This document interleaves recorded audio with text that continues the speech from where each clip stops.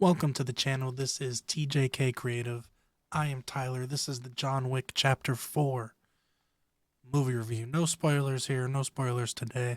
I actually saw this movie last week. I should have got this review out quicker, but I was sick. And I'm still a little stuffed up and still going through a little bit of it. But let me get this video and let me tell you what I think about John Wick Chapter 4. This movie's fire. I'll just say that first and foremost. This movie is fire. It's just, they seem like they get better and better, but of course, the first one is the OG. The first one brought us into this world, so I'm always let the first one just be the best for those reasons alone. But they just seem to get better and better, and this one would still be my favorite. This one has it all. It has the action, it has emotion, it has scale with where they go. Last one had scale too. We went to the desert. We go to the desert here. We go to Japan. Japan, that was a very cool sequence.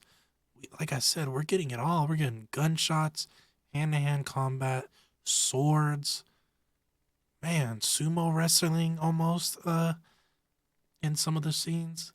This movie's really pushing the boundaries again with the action. It's just nonstop. And a lot of these action scenes are just like 5 minutes long. If I don't even know, you'd have to time it. They go on and on. And for some people, maybe that's maybe maybe that's not a good thing. But I liked it. I like these long fight scenes, and there's lots of new characters, especially in Japan. I don't even remember his name, but it was like the guy in Japan. He owns that Continental. He has a daughter. The daughter and him, they went hard with their action.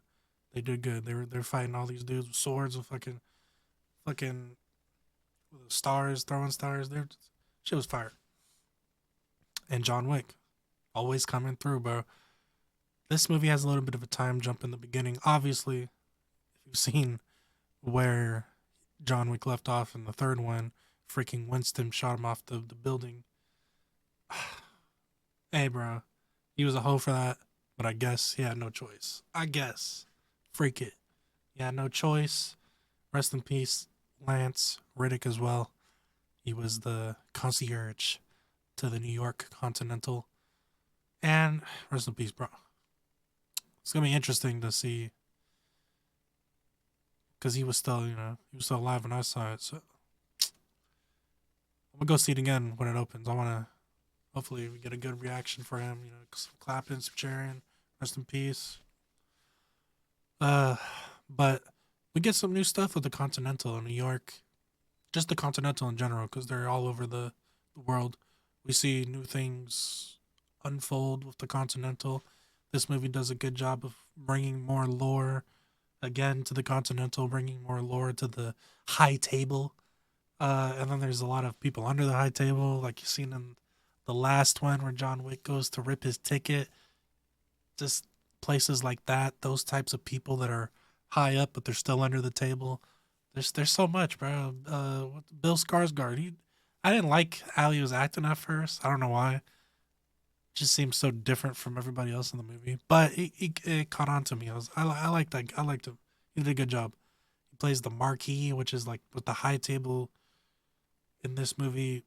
Basically, put him in charge of cleaning up that mess of John Wick and just all this shit that he's. Get John Wick at all means. Do whatever you actually have to do. Do whatever it takes. And that's Bill Skarsgård's role in this, the Marquis.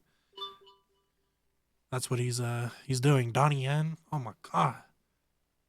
Donnie Yen was fire. I can see people. John Wick has been thriving on its realistic attributes because all the bullets, those are the way they reload, how quick, all that shit is real, like in the movie, and they've done a good job maintaining it. Now this is where we're in Donnie Yen. This is where we get to.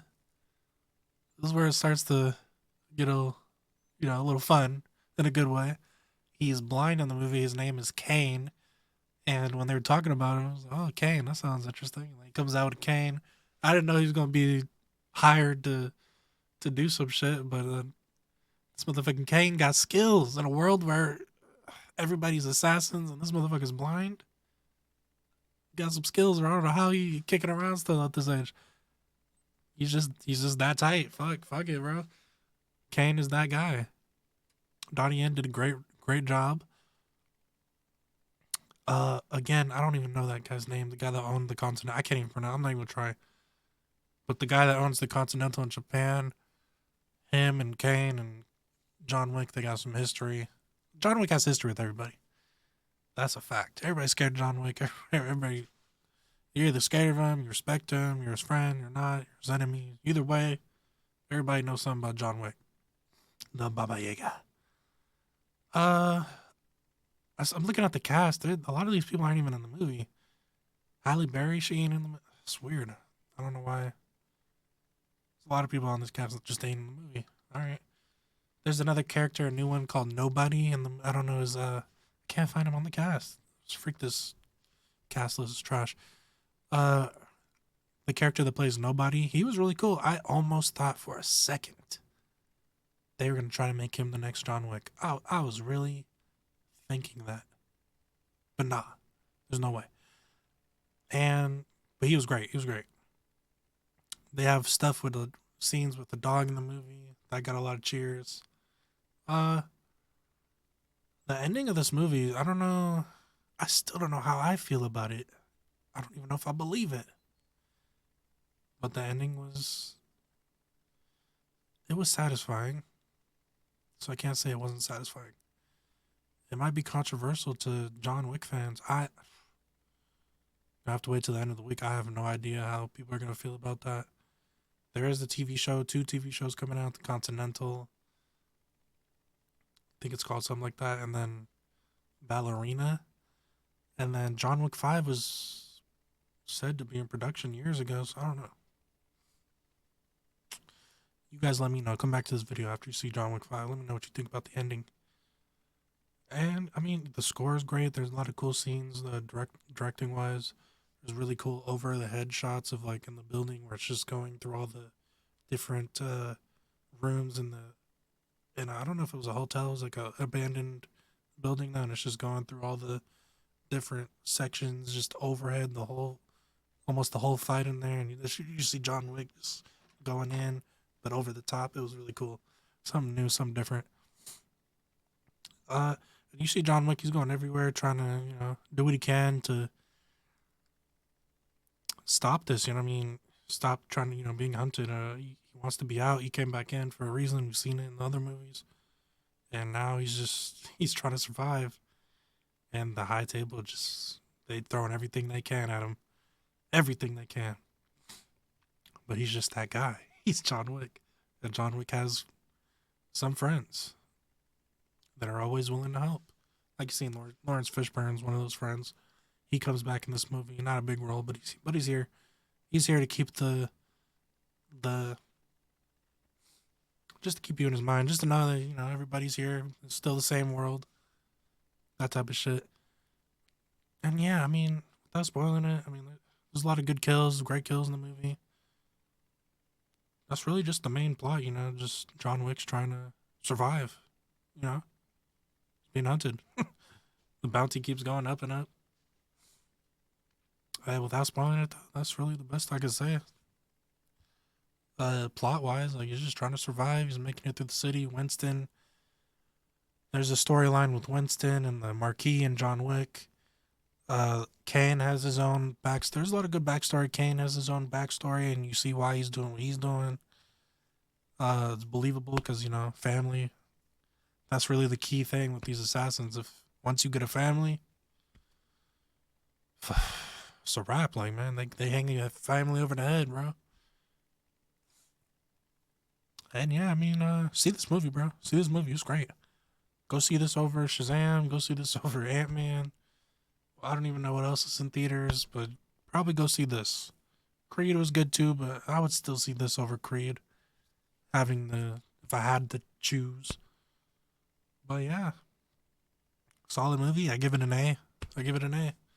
There's some questionable, I mean, like I said, Kane, it was questionable in general. He's just a question, like, with this type of franchise, you're just blind guy and assassins.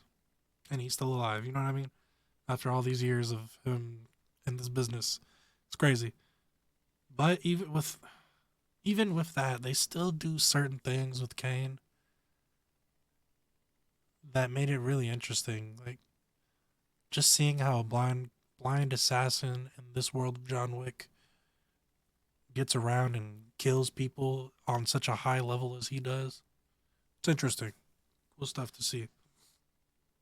But yeah, that's about it for this non spoiler review. I gotta blow my nose, so forget give the movie an A. Fantastic. Go see it in IMAX. Really was good in IMAX. The sound quality was crazy. And yeah. Any questions? Put in the comments down below. Let me know what you thought. Just a guy with a camera and a mic. And I'm out.